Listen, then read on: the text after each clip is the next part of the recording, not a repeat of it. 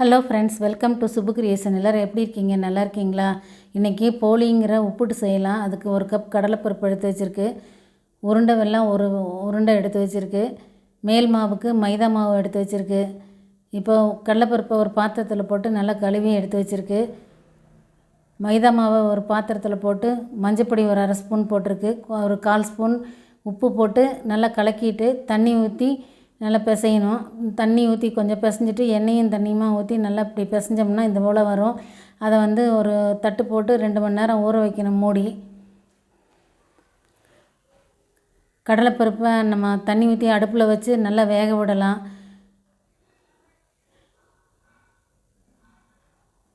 வெல்லத்தை நல்லா பொடியாக தட்டி எடுத்து வச்சுக்குவோம். இப்போ பாருங்கள், கடலைப்பருப்பு நல்லா வெந்துடுச்சு. அது எப்படி இருக்கணும்னு பாருங்கள்.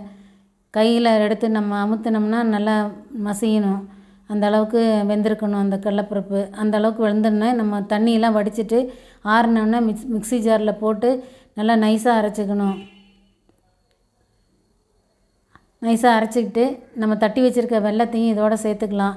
வாசனைக்கு ஒரு 4 ஏலக்காயை தட்டி எடுத்து பொடியாக வச்சுருக்கு, அதையும் இதோடு சேர்த்துக்கலாம்.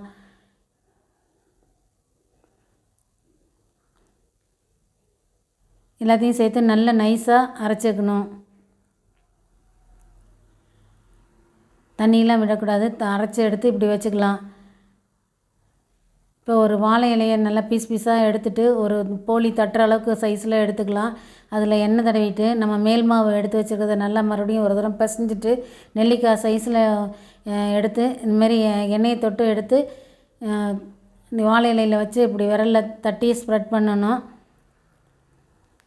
ஓரளவுக்கு சின்ன ரவுண்டாக ஸ்ப்ரெட் பண்ணிவிட்டு நம்ம வேக வச்சு பூரணம் அரைச்சி வச்சுருக்கோமே அந்த கடலைப்பருப்பு பூரணத்தை எடுத்து உருண்டையை உருட்டி இது போல் நடுப்புற வச்சு இந்த கீழே இருக்கிற மேல் மாவை எடுத்து மூடணும்.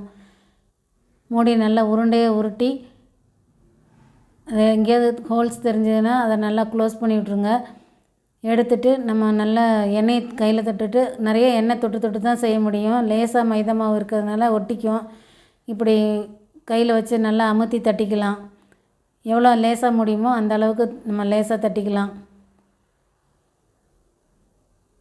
மைதா மாவை கெட்டியாக பிசைஞ்சிட்டு அப்பளக்குழவி வச்சு நம்ம சப்பாத்தி போல் தேய்ச்சிட்டு அதுக்குள்ளே இதை வச்சு மறுபடியும் தேய்ச்சி போடலாம். அது தேய்ச்சி போடும்போது கொஞ்சம் மொத்தமாக வரும். இது போல் நம்ம செய்யும்போது நல்லா லேசாக இருக்கும் போலி. இது போல் ஒரு 4-5 தட்டிக்கலாம்.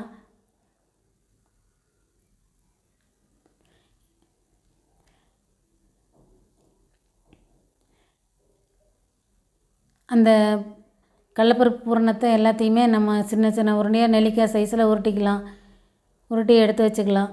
ஃப்ரெண்ட்ஸ், இந்த வீடியோ உங்களுக்கு பிடிச்சிருந்தா நீங்களும் செஞ்சு பார்த்துட்டு எப்படி இருக்குன்னு கமெண்ட்ஸ் பண்ணுங்கள். உங்கள் ஃப்ரெண்ட்ஸுக்கு ஷேர் பண்ணுங்கள். என்னோடய சேனலை சப்ஸ்கிரைப் பண்ணி பெல் ஐக்கான் ப்ரெஸ் பண்ணிங்கன்னா என்னோடய வீடியோஸ் உங்களுக்கு உடனுக்குடன் வரும்.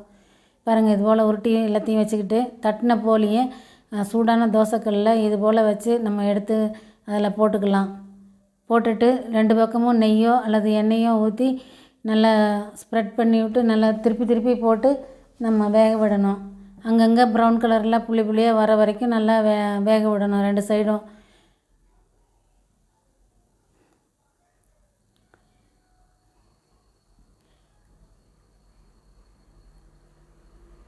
இது போல் நல்லா வேக விட்டு நம்ம எடுத்து வச்சுக்கலாம். தேங்காய் போட்டால் ஒரு 2 நாளைக்கு வைக்க முடியாது. இந்த பூரணத்தோட தேங்காயும் போட்டு அரைச்சி செய்யலாம். அப்படி செஞ்சால் உடனே சாப்பிட்றணும். வச்சுருந்தோம்னா வீணாக போகும். தேங்காய் இல்லாமல் செஞ்சால் ஒரு 2 நாளைக்கு வச்சுருந்தாலும் ஒன்றும் ஆகாது. நம்ம இப்போ தேங்காய் இல்லாமல் தான் செஞ்சுருக்கோம். இது போல் எல்லா மாவையும் நம்ம சுட்டு எடுத்துக்கலாம். இந்த போலி கூட நம்ம உறைஞ்ச நெய்யை வச்சு தொட்டு சாப்பிட்டா ரொம்ப நல்லாயிருக்கும். நீங்களும் இதை செஞ்சு பாருங்கள் ஃப்ரெண்ட்ஸ். எப்படி இருக்குன்னு கமெண்ட்ஸ் பண்ணுங்கள். என்னோடய சேனலை சப்ஸ்கிரைப் பண்ண மறந்துடாதீங்க. தேங்க்யூ ஃபார் வாட்சிங்.